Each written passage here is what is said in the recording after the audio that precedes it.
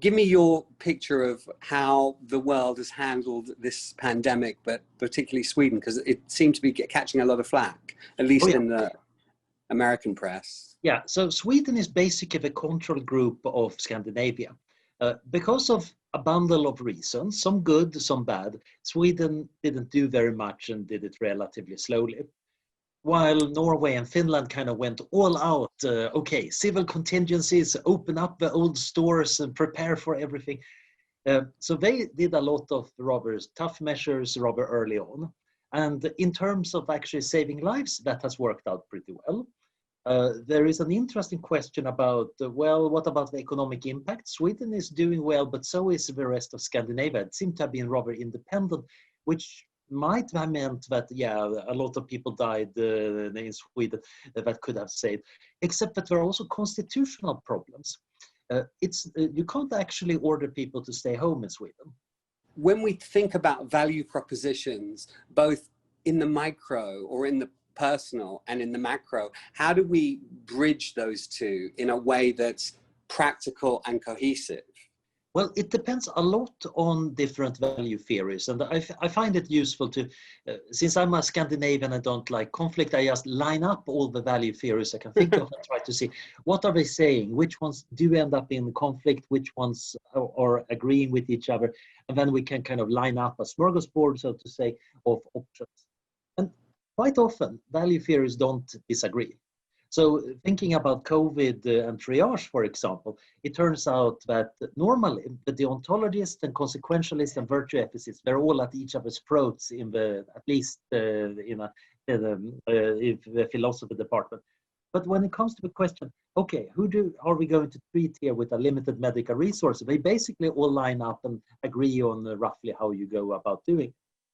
And then they look at each other awkwardly and have a new quarrel about why this is the sensible thing to do. But they all agree that it is the sensible thing to do. There's this sort of ethics in health, and then there's capitalism and so on. And sort of it seems to me that the biggest decision that leaders have to make right now is this idea of opening up versus locking down, right? And they're weighing the economic growth or economic impacts versus health. Now, just that ethical dilemma, how should, if they are being rigorous, I think is your term, in making these calculations in the most, I don't even know what that means, the most ethical way. Is there such a thing as the most ethical? Is it, well, yeah. At this point, the consequentialists and the ontologists kind of sharpening the knives and looking at each other.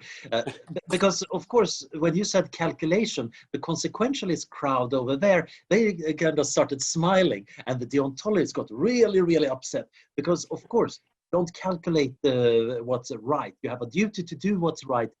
And then you look at various papers from the deontological side, and you find these very rigid logical arguments. Actually, you could say they're doing kind of calculation what you should and shouldn't do, which is, of course, the gleeful response for the consequentialists who are more open to do this calculation.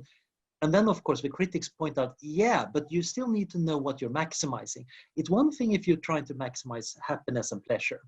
Another thing if you're trying to maximize, let's say, the number of quality-adjusted life years across the future. Those two calculations might produce very different COVID responses.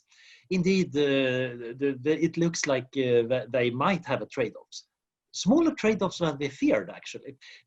There was a very nice result posted by Max Roser at our World in Data, I think yesterday, where he showed that actually good interventions that save a lot of lives against COVID also tended to reduce the economic impact of COVID. They did. But we didn't know that in March. This is something we now understand, and maybe this is going to be true for the next pandemic. But can you explain that, how they came to that? Like, what are the data points that intersect that give you that conclusion? So our World in Data is trying to amass this wonderful data set about how many cases are there in different countries at any point in time, how are they changing, how much measurement are we doing, basically create the world's best overview of what we know about the current state of the pandemic. which is an astonishing amount of work, and Max and others have done a sterling effort for this. But they, of course, have this database about everything in the world. They are trying to curate a good overview of what is the state of the world, what is the GDP of Tibet right now, and how many people are living in New Zealand for the moment, and how was that in 1963. So then you can take this data and start combining and start to see trends. Or in this case, you look at the change in GDP that has happened over the past few months versus how they did with COVID. And it turns out that, having a good response that reduces COVID cases and avoids a big outbreak is good for the economy. This is, of course, really bad news maybe for Sweden, even worse news for the UK, and really bad news for the United States. Yeah, but I mean, because it's just a snapshot in time, is it too early to actually make those calls? Well, we know that this right now is true for the economy, but maybe 10 years down the line, things change.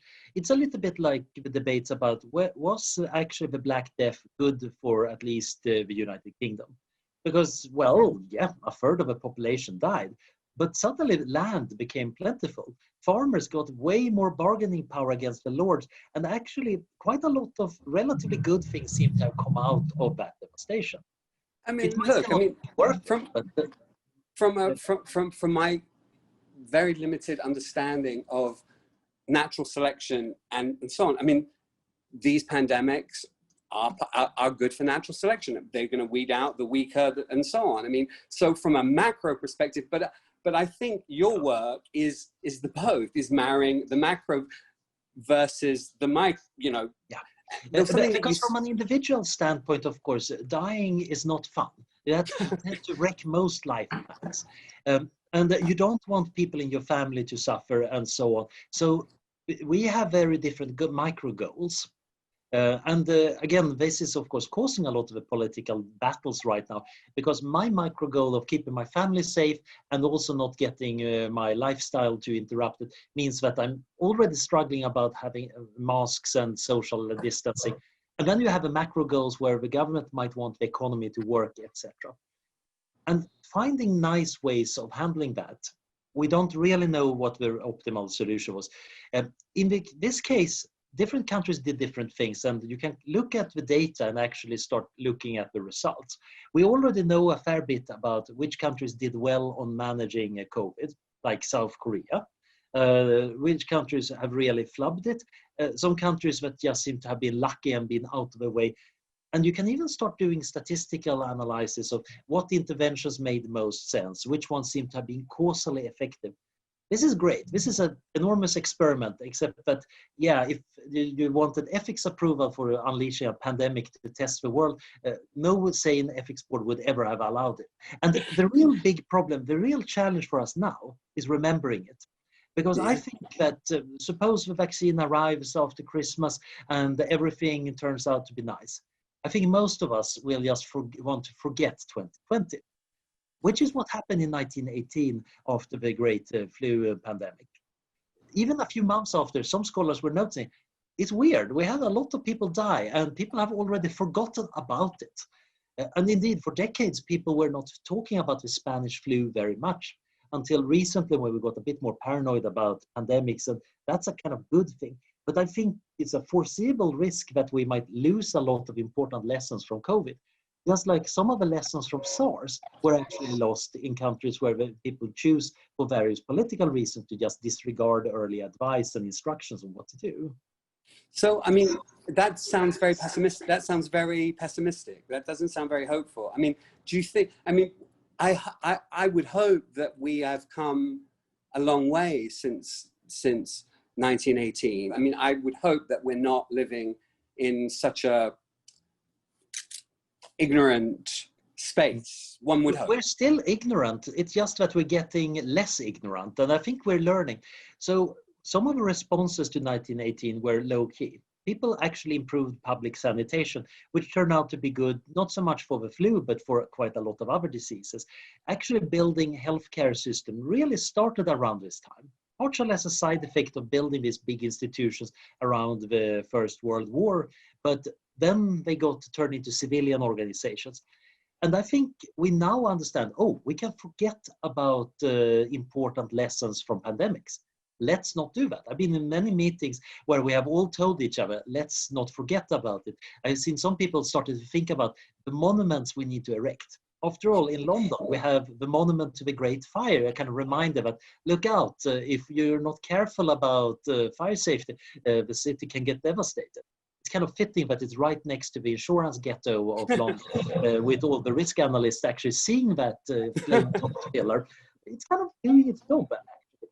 So we might want to erect monuments to the heroic doctors who saved lives and gave their lives for doing this. And they kind of point out that Dr. Liu, he actually was silenced by the government, and you should never let the government silence doctors when they are speaking about health and so on. So we can do practical things, and we can even learn what attempts at doing practical things worked and didn't work. For example, after SARS, China instituted a reporting system to try to nip the next outbreak in the bud. It failed because local authorities in Wuhan seem to have decided, oh, that would be bad news and the timing is really awkward. Let's slow things down a little bit. I bet there are some Chinese technocrats who have decided that after this clears up, we're going to have a new system that local authorities cannot fudge. Of course, they might have a problem because there might be other good reasons in our authoritarian society to fudge information. This is one of the big problems of authoritarian systems. But we are learning. So I'm kind of optimistic. We just need to survive long enough to learn to become really good at it. So you said something about 10 minutes ago that I'm trying to remember the term, but you called it, had this idea that contentment, or at least this sort of quest for happiness, that is a fact, that is one of the factors that should be looked at. I mean, how is that measured? How is that defined? What is, is that, give me a sense of that, because that seems like a big thing in addressing any issue, because, well, give me a sense of how it's defined first. Well, the big problem is measuring happiness is, of course, like catching a butterfly. It's very tough, and if you succeed, you might actually harm what you're trying to catch. So you can certainly give people questionnaires and ask them, on a scale from 1 to 10, how happy do you feel? Or how content are you with your life? And people have been struggling with this a fair bit. So there is actually a fairly large academic field that is trying to understand subjective well-being, happiness, etc., and compare it between different countries over time and so on. Should that be, I mean, to me, I think that has to be a locus in this thing, but is that something that policymakers are bringing into the mix, or how do you? No. So the interesting thing is that a few years back, the political left got very interested in happiness studies. The reason was this finding that different countries, as they get richer, they get happier up to a point, and then it levels off rather strongly. And obviously, we might want to have happiness rather than a lot of wealth. So saying we should maximize GDP, that's wrong. We should be maximizing happiness, these people said. And of course, Bhutan famously said, oh, we're going to go for a gross happiness index instead, which both served certain political ends well and got people very happy at. Now we have a useful way of arguing against the right and all their dollars. The problem turned out to be that reality didn't fit political wishes very well. It's kind of messy because many people are very differently happy, and you have inequalities of happiness, which are, of course, tremendous. But given that it's hard to redistribute happiness, people don't really talk very much about them. We mostly talk about inequalities where we can meddle.